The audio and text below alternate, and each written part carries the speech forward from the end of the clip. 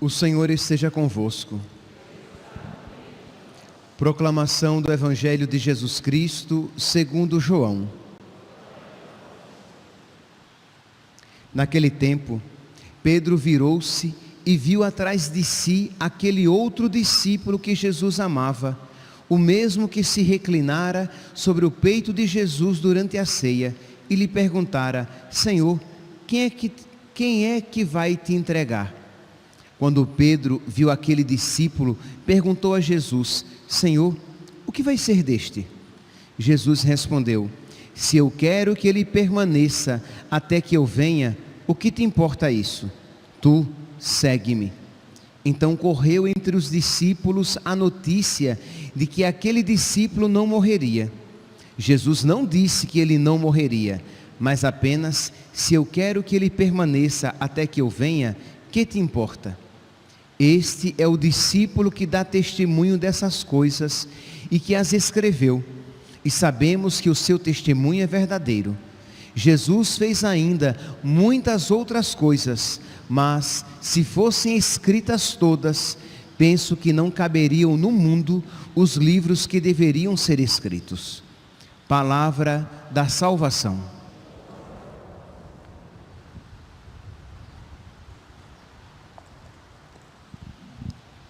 Caríssimos irmãos e irmãs, temos a alegria de concluir a nossa novena em preparação para Pentecostes com a celebração de Santa Rita, essa mulher cheia do Espírito Santo. Meus irmãos, nós estamos durante 9 dias suplicando o Espírito Santo, mas devemos ter em mente do porquê estarmos suplicando o Espírito Santo. Nós estamos suplicando o Espírito Santo para que nós amemos Jesus, para que amemos a Deus, mas que o amemos de uma maneira sobrenatural, que o amemos acima de todas as coisas, que o amemos além de nós mesmos, mais do que amamos a nós mesmos. Que Deus seja de verdade o centro da nossa vida e o centro das nossas preocupações. Que nós estejamos mais preocupados com a glória de Deus, com aquilo que alegra a Deus, do que aquilo que nos alegra a nós. Então percebe que isso é uma realidade sobrenatural, porque a gente dorme, vai dormir pensando nas dívidas que deve pagar. A gente às vezes se vê sonhando, pensando em ter uma vida tranquila e em paz. A gente se vê às vezes rezando para que os nossos filhos tenham uma vida boa e uma vida feliz. Todas essas coisas são lícitas. A gente às vezes reza que Deus nos livre de alguma doença. Tudo isso é lícito. Mas o que nós estamos pedindo quando suplicamos o Espírito Santo é que Ele nos conceda uma sabedoria tão grande que toque toda a nossa vida e mude todas as nossas preces. Na nossa novena de Pentecostes, nós pedimos todos os dias que Deus retire os nossos pensamentos, que Ele retire aquilo que é nosso e ponha em nós aquilo que é dele.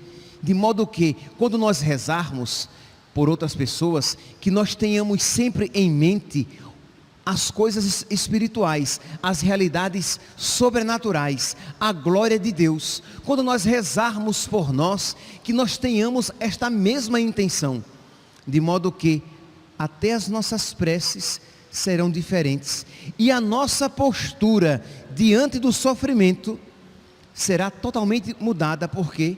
Porque nós saberemos, por esta sabedoria que vem do alto, que na cruz, em cada cruz na nossa vida, existe uma oportunidade especial de nós nos configurarmos a Cristo. É por isso que na oração coleta da missa de hoje, no dia de Santa Rita, a igreja pede para nós a sabedoria e a fortaleza da cruz. Sabedoria da cruz, para que nós aprendamos a olhar para a cruz e ver além do sofrimento, ver além do crime que ali aconteceu, ver além da injustiça, mas ver a oportunidade, quando esta cruz se apresenta na nossa vida, de nós amarmos Jesus de uma maneira nova, de nós nos configurarmos a Jesus, de nós nos tornarmos mais do que nunca semelhantes a Jesus. E nós precisamos, se nós formos movidos pela sabedoria da cruz, nós iremos desejar ser semelhantes a Jesus mais do que aquela ou aquele artista da televisão. Você pode olhar aquele homem bonito, aquela mulher bonita e dizer: nossa, eu queria ser como aquela mulher. Olha o cabelo dela como é bonito, olha o corpo dela, olha como ele está em forma, olha a saúde dela. E aí você deseja. Pois bem, meu santinho, se você tiver a sabedoria do Espírito Santo, você vai desejar ser parecido com Jesus, com os santos. As crianças, se movidas pela sabedoria, e nós precisamos educar os nossos filhos para isso, eles vão desejar não ser como aquele jogador, e não ser como aquele super-herói, não ser como aquele jogador de futebol, nem como aquele super-herói, mas ser como Jesus e como os santos. Nós esquecemos, os nossos filhos se esqueceram de desejar ser como os santos, porque eles amaram muito Jesus. Não, eu quero ser como aquele jogador de futebol, que moralmente não é exemplo para ninguém, mas ele joga bem, e ele aparece nas propagandas da televisão. Aí eu quero ser como aquele super-herói, porque ele é forte, e eu quero ser forte. Mas porque nós não temos sabedoria, nós não inculcamos, não conseguimos incutir, colocar nos nossos filhos este valor, de modo que, como eles não veem em nós essas virtudes, eles também não as desejam para si, e não desejam ser como os santos. Pois bem, então vamos aqui ver que Santa Rita é um exemplo belo e grandíssimo, imenso para nós. Santa Rita nasceu de pais anciãos, longevos, já estavam de idade avançada quando ela nasceu, e seus pais, logo depois que ela nasceu, quando ela começou a ficar grandinha, já prepararam um cômodo da casa para que ali fosse um lugar de encontro com Deus, uma capela. Eu sei, meu santo, que você vai dizer que hoje em dia o espaço está difícil, mas eu só quero dizer a você que na sua casa a televisão provavelmente está num lugar de destaque. Mas será que tem um oratório num lugar de destaque na sua casa? Não a televisão, que infelizmente, é verdade, às vezes você pode usá-la para coisas boas, mas quantas coisas más. E ela está na sala, mas geralmente ao alcance da visão da mesa de jantar, porque a gente janta, almoça, ouvindo e vendo a televisão. Então, já não conversam entre si, e são catequizados muitas vezes pelo diabo, por aqueles ensinamentos e aquelas imagens tão más e tão nocivas. Pois bem, isso aqui é uma ocasião para os pais aqui presentes, para os pais que estão ouvindo, fazer um exame de consciência, pensando: nossa, e a minha casa? A minha casa tem um lugar especial, de modo que todo mundo, quando entra, vê que o lugar de destaque é ali, é um oratório, ou um quarto reservado, um cômodo reservado, onde nós podemos fazer oração, onde nós podemos nos alimentar. Pois bem, então os pais de Santa Rita, ela nasceu Margherita, mas carinhosamente era chamada de Rita. Nasceu na Itália em 1381. Pois bem, então os pais de Santa Rita zelaram pela sua vida espiritual, e ela cresceu piedosa e mocinha, né? Pequenininha, para os nossos padrões, muito jovem ainda, 12 anos, imagine, mas ela já pensava ela tinha no seu coração o desejo de se consagrar a Deus, mas os seus pais, já idosos, queriam uma segurança para ela e desejaram-lhe o matrimônio. E ela aceitou a vontade dos pais. Aqui é interessante, ela tinha vocação ao matrimônio e tinha vocação à vida religiosa, porque Deus queria que ela passasse pelo matrimônio, porque ela se santificou ali com aquele marido difícil e na oração pela conversão dos seus filhos.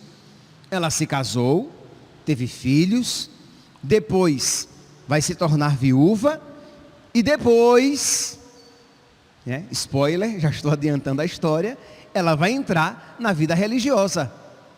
Mas ela tinha vocação, isto é, ela nutria pequena, 12 anos de idade, ela nutria o desejo de consagração a Deus, mas ela viu na obediência aos pais algo agradável a Deus e ela aceitou então se casar, e o casamento foi péssimo.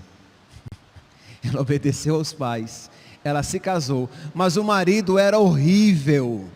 Paulo Fernando, um homem não piedoso, um homem difícil, de gênio irascível, que não admitia ser contrariado, e ela sofreu naquele casamento. Mas lembra, meus santos, qual era a meta de Rita? E esta deve ser a nossa meta.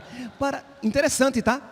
Esta deve ser a nossa meta, para que sejamos felizes no céu e até aqui na terra. A meta de Rita era buscar a glória de Deus.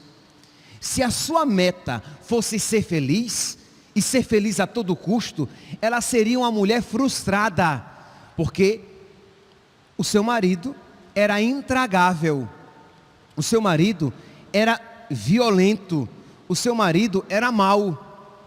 Mas como ela buscava a glória de Deus, ela sabia que aquele homem tão mau deveria ser alcançado por Cristo.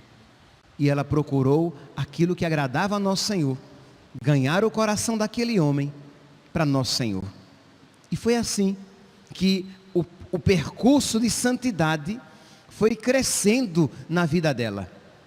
E ela então, se submetendo àquele marido difícil, rezando por ele, e aquele marido quanto mais arrogante, ela mais humilde, e aquele marido quanto mais indigno do seu amor, mais amorosa ela se tornava, e ela dobrou o coração daquele homem. A graça de Deus foi vencedora na alma daquele homem. Meus santos, isso não é um privilégio de Rita, isso não é um privilégio de Santa Rita. Deus ouve a prece humilde, confiante e perseverante.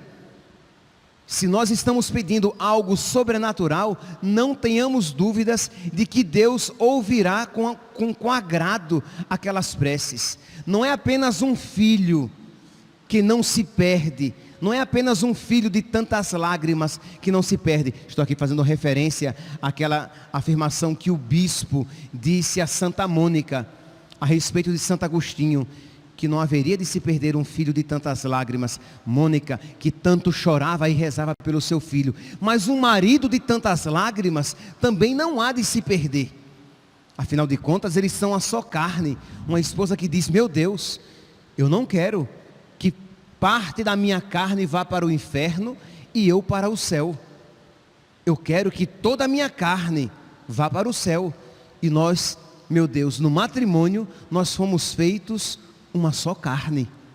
Então, desculpe-me aqui o pleonasmo, com justa justiça, uma esposa pode isso rezar pelo seu marido. São Paulo até fala, né, que se o marido não for de Deus e a esposa for, ela santifica o marido. E se o marido for de Deus e ela não for, ele santifica a esposa. Então, Santa Rita, então, rezando pelo seu marido, alcança-lhe a conversão. Mas só que logo depois ele vem a falecer, ele foi assassinado por inimigos da sua vida de outrora. E os seus filhos, que já estavam grandinhos, começaram a nutrir no seu coração o desejo de vingança. Mas qual era o objetivo? Vamos lá, vamos aqui voltar, meus santos, porque esse deve ser o nosso objetivo. Qual era o objetivo de Rita? A glória de Deus. Se o seu objetivo era estar feliz com os seus filhos, agarradinha com eles, como a galinha aos pintinhos, então ela não ia querer renunciar os seus filhos de maneira nenhuma. Mas se o seu objetivo era o quê? Era a glória de Deus, as realidades espirituais, se ela sabia, e ela sabia, que esta vida é passageira, é um instante somente, como diria Santa Teresinha do Menino Jesus, porque a vida eterna é aquela que não tem fim, é a perfeita, a que não passa. Ela então começa a rezar: meu Deus, se os meus filhos vão viver para cometer este pecado de vingança, porque eles queriam matar o assassino do seu pai, então, meu Deus, leva-os antes de cometerem este pecado, mas converte-os antes disso. Isto é, que eles partam, que eles morram, que eles se convertam, que eles se arrependam e partam. E assim aconteceu. Eles então se arrependem dos seus pecados, porque ela estava ali zelando pela alma dos seus filhos. Ela não estava preocupada primeiramente se eles tinham plano médico. Ela não estava preocupada primeiramente se eles teriam escola particular. Ela não estava preocupada primeiramente se eles teriam celular ou um tênis muito bom para lhes proteger os pés, ou se eles teriam roupa para lhes aquecer o corpo. Ela estava preocupada primeiramente com a salvação de suas almas. Aí você diz: ah, padre, mas pelo amor de Deus, um pai não vai se preocupar em colocar a comida no prato do seu filho? Vai, mas não primeiramente, porque de que adianta encher o bucho da criança se depois ele vai para o inferno? É disso que nós precisamos, entendeu? Eu não estou dizendo que o pai não vai se preocupar com aquilo que é secundário, mas necessário. Mas eu estou dizendo que existe, mesmo entre as coisas necessárias, existem as realidades primordiais. O que vale ao homem ganhar o mundo inteiro e perder a sua alma? Quem disse isso foi Jesus. Não é o padre aqui no ambão. O que vale a pessoa ter um doutorado? O que vale o seu filho ser muito inteligente e ir para o inferno? O que vale ele nunca ter experimentado a fome da comida, mas vai experimentar a fome, no sentido negativo da palavra, a fome de Deus, de uma alma desprovida de Deus e lançada no inferno por toda a eternidade. Ah, padre, não diz isso, o senhor parece que quer colocar medo na gente. Não, eu quero colocar sabedoria. Que medo? Eu quero colocar temor de Deus, isto é, eu não quero perder Deus, e eu não quero que os meus filhos percam Deus. Então sim, eu vou me preocupar de colocar um chinelo, um sapato, uma sandália no pé do meu filho, mas eu vou me preocupar primeiramente que ele esteja provido das seguranças espirituais. Então vou rezar com os meus filhos todos os dias. Assim como eu me preocupo em colocar todos os dias comida na boca do meu filho, eu vou me preocupar em colocar Deus na alma do meu filho todos os dias. E todos os dias vou rezar com ele, e todos os dias vou falar de Deus para ele, e todos os dias vou falar do céu para ele, e todos os dias vou suplicar a Deus esta sabedoria para que eu tenha como transmiti-la, de que Deus é o único necessário, de que Deus é o primordial, de que buscar a glória de Deus e a vontade de Deus é o que existe de fundamental, primeiro, essencial, aquele sem o qual nada mais presta, nada mais é bom. E Rita, Santa Rita tinha isso, de modo que ela estava disposta a perder os seus filhos por um espaço de tempo, mas tê-los por toda a eternidade. Percebe? Ela sabia que seria doloroso, ela era viúva. Os seus filhos eram a sua única riqueza no sentido humano da palavra, mas sua verdadeira riqueza era Deus. Então, Senhor, leva-os e depois eu os alcanço no céu. E assim aconteceu. Seus filhos morreram. E Rita então percebe, e aquela vontade que nunca a abandonara, que nunca a tinha abandonado, porque sempre que ela ia para um convento, ela nutria aquele desejo no coração de se consagrar a Deus. Mas como ela agora casada, ela então casada com filhos, mas agora ela não era casada, ela era viúva, ela não tinha mais filhos, então ela poderia se entregar a Deus em um convento. Não, ela não poderia, porque ela era velha e não era virgem. Sim, ela já estava com quase 60 anos, e ela não era virgem, e as ordens religiosas, naquele período, não acolhiam mulheres que não fossem virgens e jovens. E ela não era virgem e não era jovem, mas ela é a santa dos impossíveis, é Santa Rita dos impossíveis, como se diz comumente, Santa Rita dos impossíveis. E ela suplicou a Deus, tentou algumas vezes, conversando com as superioras das casas religiosas, sempre recebendo negativa, mas aquele desejo estava no coração dela, e ela, o que é que ela fazia? Ela fazia como se tudo dependesse dela, sabendo que o resultado depende de Deus. Santo Inácio de Loyola: faça como se tudo dependesse de você, sabendo que o resultado depende de Deus. E ela então buscou, recebendo negativas, até que um dia, em oração, na sua casa, ela vê São João Batista, que também foi concebido na velhice, Santo Agostinho, patrono das agostinianas, hoje é festa nas agostinianas, e São Nicolau de Tolentino, também um agostiniano, que a tomam pela mão e a levam para dentro do convento, que estava fechado. E de manhã, quando as freiras acordam, está lá Rita na capela em adoração. E ela diz: quem me trouxe para cá foram São João Batista, Santo Agostinho e São Nicolau de Tolentino. E as irmãs, vendo o convento fechado e as portas que não tinham sido forçadas, acolheram Rita naquela vida. Aí então nós podemos dizer: poxa, padre, agora então missão cumprida, né? Imagine, ela foi uma boa filha, ela foi uma boa esposa, ela foi uma boa mãe, e agora ela entrou no convento. Mas, meu santo, a missão não estava cumprida, porque a medida do amor é amar sem medida. Se você, meu santinho, olhando para a sua vida virtuosa, se você disser: poxa, eu já amo Deus suficientemente, saiba que você provavelmente aí já parou de amar. E quando você para de amar, você regride na vida espiritual. Ela queria amar mais, ela queria se doar mais, ela queria, como ela era guiada pela sabedoria do alto, ela queria se tornar cada vez mais parecida com Jesus.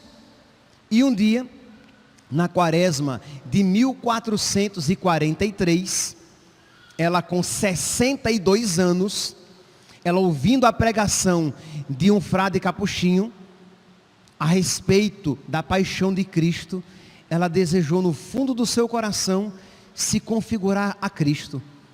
E ela, ouvindo que Jesus Cristo tinha sido coroado de espinhos, ela pediu tanto a Jesus que ela se configurasse a Ele, que Jesus lhe concedeu um espinho da sua coroa, causando-lhe aquela chaga na sua fronte, uma chaga purulenta, fedida, fétida, que manava, que jorrava pus, e era tão fedido que as irmãs a colocaram no fundo do convento, porque, minha filha, você fede demais e conosco você não vai ficar. Você pode imaginar o sofrimento dessa senhora de 62 anos, ela morre com 76. Então ela passa 14 anos, não é isso? 76, então ela passa 14 anos com essa chaga fétida, purulenta, dolorosa, que deformou-lhe a face, oferecendo a Jesus esse sofrimento como uma maneira de se configurar a Cristo e para que Cristo usasse aquele sofrimento como melhor lhe aprovesse. Meus santos, se nós formos, como diz a oração coleta da missa de hoje, iluminados pela sabedoria e pela fortaleza da cruz, nós também saberemos oferecer a Jesus os nossos sofrimentos, dizendo: Jesus, fazei deles o que melhor lhe aprouver. Eu te ofereço, Senhor, os meus sofrimentos. Eu te peço apenas, Senhor, a graça de não te virar as costas quando estiver sofrendo. Eu te peço apenas a graça de não te abandonar no meu sofrimento e de te amar ainda mais no meu sofrimento. Se isso me acontecer, então, Senhor, que seja feita a vossa vontade.